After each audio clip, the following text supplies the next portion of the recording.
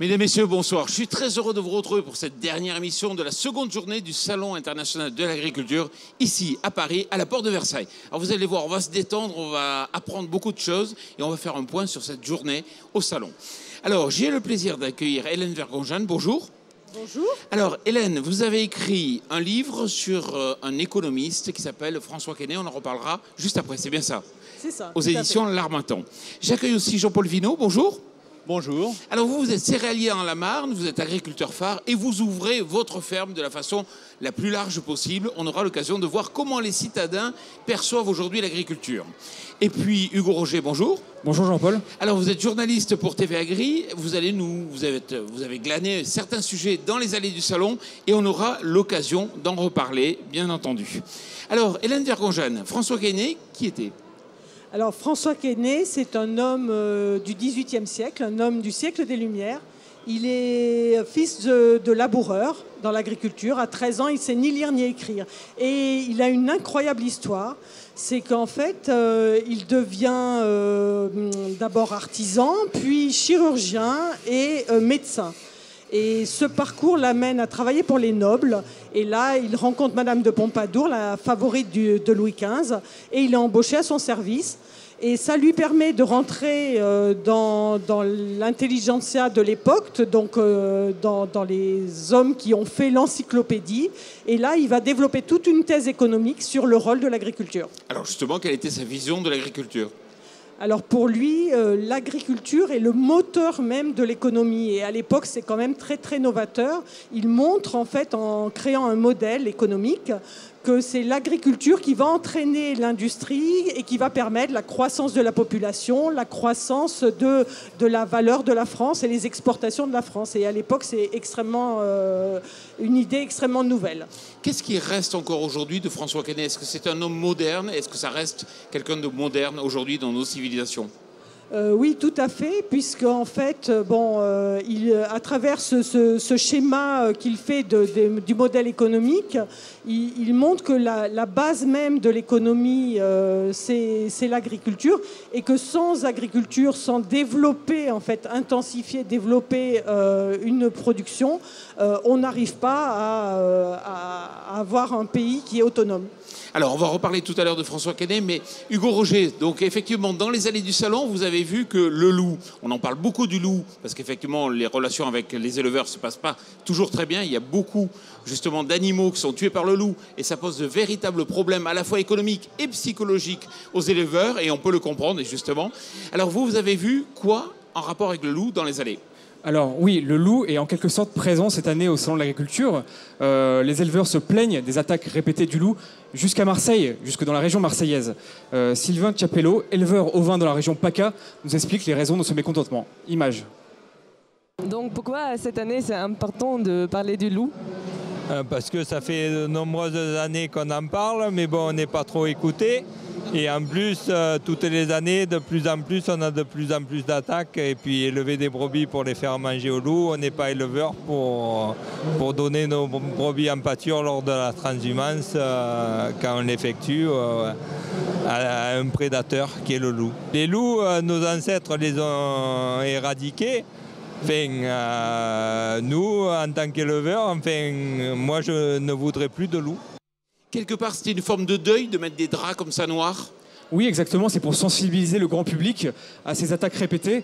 Est-ce que c'est bien compris ? Est-ce que le message drastique de supprimer les loups ou de les parquer pour s'en débarrasser complètement va être accepté ? C'est une autre question. Alors, on revient à François Quesnay. Pourquoi Hélène Vergonjan, vous avez écrit un bouquin sur François Quesnay ? Mais son parcours m'a intéressée et puis je pense que c'est un message intéressant à faire passer, c'est-à-dire que finalement François Quesnay a dit il faut intensifier l'agriculture, il faut mettre des moyens modernes de l'époque bien sûr pour produire plus et je pense que ce message est toujours d'actualité. Alors c'était un homme puissant et quelque part il a fait une forme de lobbying aussi pour l'agriculture dans les milieux qui étaient influents de l'époque. Tout à fait, puisqu'il a écrit pour l'encyclopédie, et dans l'encyclopédie, il écrit les articles grains, les articles impôts, pour montrer que justement, si on redéveloppait l'agriculture, on pourrait finalement développer d'autres secteurs économiques. Alors on va s'intéresser à un des secteurs importants, effectivement, c'est l'agroalimentaire qui est très bien représenté aussi aujourd'hui dans le cadre de ce salon. On va parler de charcuterie avec vous, Hugo Roger. Alors oui, aujourd'hui, on a vu des jeunes en toc, les meilleurs apprentis de France, qui se sont battus pour le titre de meilleur apprenti de France. Alors nous allons voir avec Joël Movini, un des jurys de cette compétition, ce qui s'est exactement déroulé. Bonjour monsieur, qu'est-ce qui se passe ici aujourd'hui? Alors aujourd'hui, il se passe que c'est la finale du meilleur apprenti de France, c'est-à-dire que vous avez 21 régions qui sont représentées. Ce sont des jeunes de 16 à 21 ans qui sont en contrat d'apprentissage qui viennent concourir pour le titre meilleur apprenti de France.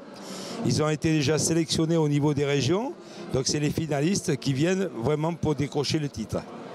Aujourd'hui, ils ont 2 produits de charcuterie à faire, une terrine, plus derrière une ballotine à base de cochon, bien entendu, puisque nous représentons quand même le cochon. Et ils vont être notés sur des critères de dégustation. Ça, c'est la première. Les critères aussi, comment le montage des pièces a été fait, parce qu'il y a tout un impact à l'intérieur, s'il y a un centre, etc. Et puis des déclinaisons que vous voyez dans les cônes pour, si vous voulez, diversifier l'innovation et la créativité. Jean-Paul Vinault, vous êtes céréalier dans la Marne et vous ouvrez votre exploitation. Vous faites partie du réseau phare. Pourquoi vous voulez communiquer? Pourquoi vous voulez rencontrer des citadins? Oui, bonjour. Alors, donc phare, c'est déjà le forum des agriculteurs responsables, respectueux de l'environnement. Et on souhaite les rencontrer pour leur expliquer comment on travaille aujourd'hui, parce qu'il y a globalement une méconnaissance des citadins de l'agriculture d'aujourd'hui. On est souvent resté à l'image qui est véhiculée soit par des films, soit par ce que peuvent leur dire leurs grands-parents quand ils étaient encore à la campagne. Et c'est intéressant de leur montrer comment on travaille aujourd'hui, que les technologies ont évolué également en agriculture, que les mentalités ont aussi évolué et que l'agriculture qu'on faisait il y a 30 ans, c'est plus celle d'aujourd'hui. Et qu'on peut pour autant travailler aujourd'hui avec des produits chimiques, avec des pesticides, comme on dit, mais les utiliser au mieux et donc avoir à la fois une agriculture qui produit des aliments sains et qui respecte l'environnement. Alors, ce qui est intéressant, c'est qu'ils ont des iPhones, ils utilisent l'électronique, ils roulent avec des voitures qui fonctionnent au gazole ou à l'essence, et par contre, ils ont envie que vous développiez une agriculture ancienne. Oui, alors on leur montre que nous aussi, on a des iPhones, que notre tracteur est guidé par GPS et qui roule aussi avec des carburants modernes, et que finalement, on vit dans le même monde et qu'on a chacun adapté notre métier par rapport à notre environnement économique, socio-économique. Et comment vous communiquez? C'est un savoir-faire, il faut leur montrer des choses simples, comment il faut faire? Oui, lorsque les gens viennent sur nos exploitations, en fait, on leur montre notre quotidien. Et puis quand on parle de son métier que l'on pratique tous les jours, en fait, il suffit d'être sincère et en général, le message passe bien. Il faut être formé pour communiquer, c'est pas à la portée de tout le monde? Disons qu'au début, on a un peu d'appréhension, et puis petit à petit, on est plus à l'aise. Et puis de toute façon, le fait de parler de ce que l'on fait tous les jours, franchement, c'est pas très compliqué. Alors, quelque part, ils doivent vous dire, vous parlez d'agriculture raisonnée, ils doivent vous dire, vous faites du bio. Est-ce qu'ils savent que le bio, c'est que 2% de la production, c'est une niche? Pas forcément, mais certains, oui. Ils pensent que dès que l'on fait une agriculture qui respecte plus l'environnement, elle est forcément bio. Alors, on leur explique que non, pas forcément. Justement, l'environnement, c'est pas qu'une affaire d'agriculture biologique, c'est l'affaire de tous les agriculteurs, si tant est qu'ils essayent d'améliorer un peu leurs pratiques. Parce qu'il faut admettre aussi que certaines pratiques d'il y a 10 ou 20 ans, lorsque d'ailleurs personne ne se souciait d'environnement, ne sont pas forcément extraordinaires. Alors Hugo Roger, dernier sujet tourné dans les allées. Effectivement, il y a un animal qui a reçu une distinction aujourd'hui et pas la moindre. Alors aujourd'hui, au Salon de l'Agriculture, on a élu le président de la République. Rassurez-vous, vous n'avez rien raté de l'actualité. C'est un pigeon. C'est un animal qui a été élu en compagnie d'autres espèces. Alain Debord, vice-président de ce jury, nous explique. Image. Donc, qu'est-ce que c'est le prix du président de la République? Oui, donc le prix du président de la République est attribué tous les ans ici au Salon de l'Agriculture et c'est à tour de rôle. chaque espèce, c'est le tour de chaque espèce. Cette année, c'était le tour des pigeons. C'est pour ça d'ailleurs que le prix a été attribué au pigeon frisé qui est derrière. C'est le pigeon, effectivement, qui a été à l'unanimité désigné par le jury comme étant le plus beau pigeon de l'exposition. C'est-à-dire que les 5 juges qui ont officié ici se sont mis d'accord pour attribuer le prix à ce pigeon qui était le plus beau. Voilà. Voilà, l'émission arrive à la fin. J'ai envie de vous demander, aujourd'hui, si on veut se procurer votre livre, comment fait-on ? On va sur Internet et on le trouve aux éditions de l'Harmattan sur Internet ou sur Amazon. Par exemple, tout à fait. Si on veut en savoir plus sur les agriculteurs respectueux de l'environnement, il faut faire comment ? Eh bien, le mieux, c'est d'aller sur la chaîne YouTube où il y a une chaîne de l'Asso Phare et on rencontre des témoignages d'agriculteurs et on voit comment ils travaillent sur leur ferme. Bon, Hélène Vergonjean, merci beaucoup. Jean-Paul Vignot, merci beaucoup. Hugo Roger, merci. Notre émission touche à sa fin. C'est déjà la seconde journée que nous sommes ici au Salon. Et vous allez voir, il y a encore 7 jours passionnants. Et on se retrouve dès demain matin, donc sur TVA Agri. À très bientôt.